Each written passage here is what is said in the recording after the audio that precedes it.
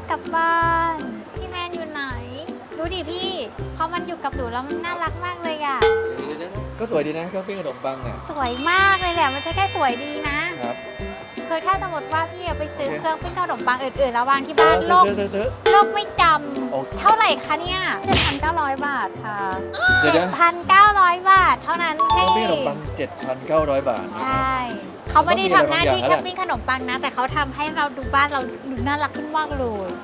คือ หนูจะเอานะครับผมนะครับระวังนะ อยากกอดเอาไว้ตลอดเลย ว่าสวยงามนะคะ ตัวนี้บอดี้เป็นสเตนเลสสตีลทั้งตัวนะคะ ใช่ แล้วการเคลือบสีแบบอินาเมลค่ะ เพราะฉะนั้นนะคะสีมันจะมีความทนทานทนต่อพวกแบบริ้วรอยต่างๆ ด้วย ช่องปิ้งขนมปังมีขนาดกว้างมาก ช่องละ 36 มิลลิเมตรอะค่ะ ใส่พวกรอยัลเบรดได้ใส่อิงลิสเบรดได้ไม่มี ไม่ได้คิด ปั ถึ ญ ง หาเลย 36 เซนติเมตรผมคิดช่องละ 3,000 ครับ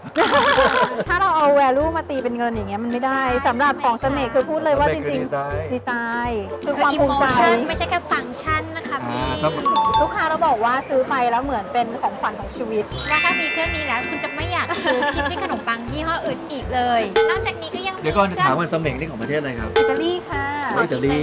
ไม่งั้นจะสวยงามข กี่ นาด ปี นี้ แล้ว หอ ครับเสม็ง 70 ปีได้แล้วจำตัวเลขไม่ได้แต่ประมาณ 70 ประมาณนั้นค่ะ ที่อยู่ใกล้ๆกันอีกก็น่ารักสีหวานมาก ตัวนี้สีเขียวพาส กับ เท ไอ ล ติมแน่ เขาคือเครื่องทำน้ำส้มค่ะ ยกมาดูได้ น้ำส้มนะ ค่ะ ครับต้องมีเครื่องคั้นน้ำ เครื่องทำน้ำส้ม สีเดียวกันเข้าคู่กันเป็นเซต มาก คือทุกชิ้นนะคะที่มีอยู่ ไม่ถูกเลยอ่ะ เราสามารถเข้าคู่กับตู้เย็นของเราได้ด้วย น้ำหนักก็กำลังดีอุ้มสบายเลย ครับเป็นเครื่องสีเอนาเมลนะครับ ใช่ค่ะ ไม่ต้องกลัวว่าจะเป็นรอยขีดข่วนเลยนะคะ ใช่ ตัวนี้ 9,900 บาทค่ะ 9,900 แพงกว่าเมื่อกี้ เท่านั้นเอง ให้ดูว่าจริงๆ มันใช้งานง่ายมาก มันเป็นออโต้ ส เลย วย ค่ะ มากนะครั ก็ บ คือเอาส้มลงมา ใช่ ได้แล้ว แล้ว น้ำ ทา ส้ ง ม ด้านข้างนี้นะคะ เราจะมีตัวโพลินน้ำเหลืออยู่ เราสามารถเอาแก้วน้ำมารองตรงนี้ได้เลยพอปลดปุ๊บน้ำก็จะไหลลงมาลงแก้วเราเลยค่ะ ถ้าพี่รักหนูพี่ต้องให้หนูกินน้ำส้มเยอะ เดี๋ยวพี่เซนน้ำส้มขวดให้ไม่ต้องขัด ๆ นอกจากนี้ก็ยังมีอันนี้อีกพี่สีชมพูพาสเทล อะไรนะที่ต้มน้ำที่ต้มน้ำ เข้ากับหนูมากเลยนะเนี่ยสีชมพู สีนี้เป็นสีที่แบบเวลาลูกค้าเห็นแล้วเขาจะวิ่งเข้ามาดูเลยแบบสีมันน่ารัก มันสะดุดตา ครับ ค่ะ ส่วนข้างบนเนี่ยเป็นวัสดุอย่างดีเนาะ ใช่ค่ะ ไม่ได้สวยแต่รูปนะคะ เอาราคาเท่าไหร่ครับอีกที ตัวนี้เหรอคะตัวนี้ 8,200 บาท 8,200 บาท3ชิ้นเกือบ30,000นะ ไม่ต้องคิดมากค่ะบอกแล้วมันเป็นรีวอร์ด โอเคค แล้ รั ว บ มันแบบฟีเจอร์ชิ้นโปรดของเรา หนูพูดจริงๆนะ ใบ้า ถ้ามีเขาอะหนูวางไว้เฉยๆบ้านหนูก็น่ารักขึ้นมาเลยทันที ดูเป็นคนมีสไตล์ พี่เซนก็ได้ วินเทจมากเลยอ่ะ วันนี้ มีเวิร์กช็อปนะครับเชฟผู้โตนะครับ เชฟผู้ต่อ สวัสดีครับเชฟผู้โต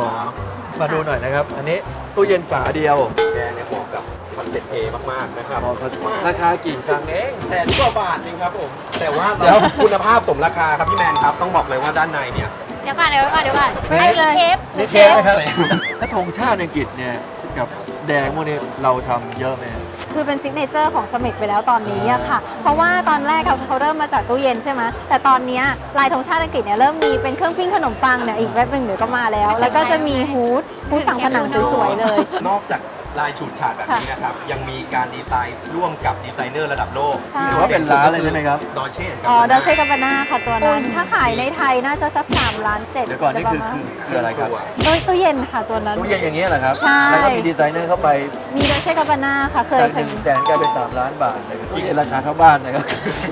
ถ้าสมมติว่าเรามองว่ามันเป็นตู้เย็นเราจะไม่แวลูมันที่ ใช่ 3 ล้านกว่าบาทค่ะ แต่มันคืองานศิลปะและของสะสมไปเลย นี่คือศิลปะและสังค ใช่ ม มันคืออาร์ตพีซ และ ค่ะ นี่แหละก็คือจุดแข็งของแบรนด์นี้ เรื่องการใช้งานรับประกันระยะยาวเป็นไงบ้างครับ รับ พ ป ว ระ ก กัน แบรนด์เนี่ยเป็นอย่าง ของสมิกอะค่ะถ้าเป็นเครื่องใช้ไฟฟ้าชิ้นใหญ่เรารับประกัน 2 ปีอยู่แล้ว แต่ถ้าสมมติว่าเป็นเครื่องใช้ไฟฟ้าชิ้นเล็กก็จะเป็นปีหนึ่งนะคะแต่ถ้าสมมติว่ามันมีปัญหาต้องการซ่อมแซมต้องการติดต่อศูนย์บริการนะคะก็คือโทรติดต่อเราทาง call center ก็ได้หรือติดต่อทางไลน์แอดก็ได้เหมือนกันแล้วเราจะมีเจ้าหน้าที่อะค่ะไปรับสินค้ามาดูแลถึงบ้านเลยเชฟผู้โตนี้ผูกพันกับแบรนด์สมิกมาหลายเหตุการณ์มาก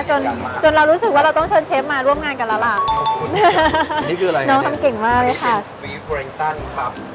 อันนี้ไม่ได้ให้ ดูอย่างเดียวชิมได้ใช่ไหม เดี๋ยวเรา คะ ให้ชิมด้วยครับแต่เราขออนุญาตเลยให้เนื้อเขาระอุตัวนิดนึงนะครับ ดูทำง่ายเนาะถ้าเรามีเตาอบที่ดีใช่ไหม มี คะ เตาอบไม่ใช่แค่เตาอบครับพี่ชิงพี่แมนครับ วันนี้เราอยากได้ตัวนี้ผมภูมิใจเสนอมากก็คืออุปกรณ์เตาโดมิโนพี่ชิงอยากได้อะไรครับเตาเทปันสักหนึ่งอันใช่ไหมครับ ทำไม เตากิวย่างเนื้อครับเราสามารถถอดประกอบต่อกันได้ติดกันขนาดไหนนี่ตอนนี้เราใช้อยู่แค่เมตรเดียวนะครับ ไอ้ยะ ถ้าใครอยากได้เตากิวต่อกัน2อันมันสามารถจะเชื่อมต่อกันได้ไหมด้วยดีไซน์ของเราแน่นอนเราสามารถทำเชื่อมต่อตรงกลางให้เป็นเตาเดียวกันได้อยากจะได้อะไรยาวขนาดไหนเราเรียกว่าเตาโดมิโนนั่นเองครับจริงเหมาะมากๆกับบริษัทคอนเซ็ปต์เพย์ควรจะมีใช่ไหมครับ ใช่ค่ะ ควรจะมีสักอัน พูดไปเยอะๆพูดไปเยอะ รอดูนะครับ ผมก็เสร็จแล้ว มันจะเป็นยังไง ๆ